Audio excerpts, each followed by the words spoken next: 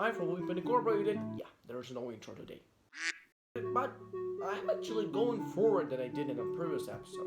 So in previous episode I was talking mostly about classic environment. Let's talk about Rosetta. In my previous episode I mentioned Rosetta technology. So what's Rosetta? It's kind of an optimizer. Yeah, Apple made a lot of optimizers, right? But what it is. So now Apple's like transitioning from Intel to their custom Apple Silicon system on a chip. But all people ask me, why is it Rosetta 2? Some people actually explain it like there was a prototype version of Rosetta and then they made a huge overhaul of Rosetta and then it's now called Rosetta 2. No, it's wrong. Well, to understand more, we need to dive into the origin of the Rosetta 2. It was Rosetta 1. Well, in public it wasn't called actually Rosetta 1, Apple just said Rosetta. So, when was it?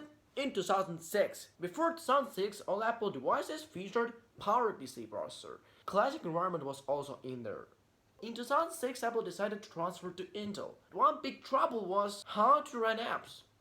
Although those apps were written for PowerPC, and now just to stay up to date, you need to write apps for Intel. So they made two things.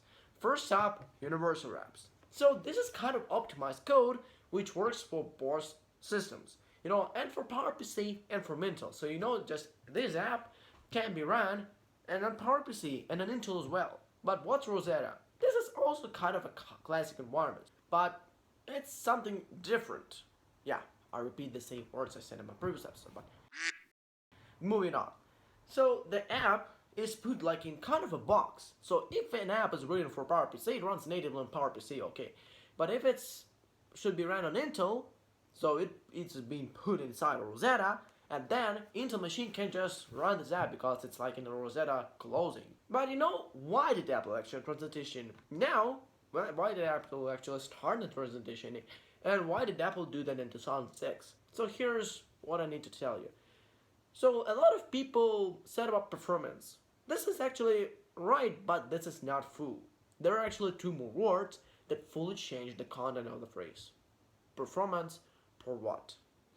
Per watt, that typically means how many operations the processor can make just per 1 watt, per 1 particle of energy. So PowerPC eated a lot of batteries. So a lot of people actually asking me now if there's iMac G5 or PowerMac G5. Why there is no iBook G5 or PowerBook G5. So power consumption is really important. More importantly, notebooks. Like notebooks have batteries, and the longer battery life you have, the better notebook is. So what's happening now? Pretty the same. Performance per watt. So I'm pretty sure some people saw some really interesting videos on YouTube when two MacBook Airs with 8 gigs of RAM, while one has Intel and second has Apple Silicon, are doing the same action. And the Apple Silicon machine does this really freaking fast. Why?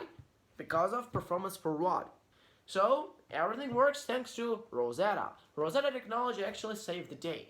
And sometimes Rosetta actually implemented classic environment applications. I actually talk about that more into my previous episode about classic environment. So let's get back to reality. So thank you very much for watching this episode. That was Peter Gregorian. It's VMflame Incorporated. So thank you very much. Bye for now.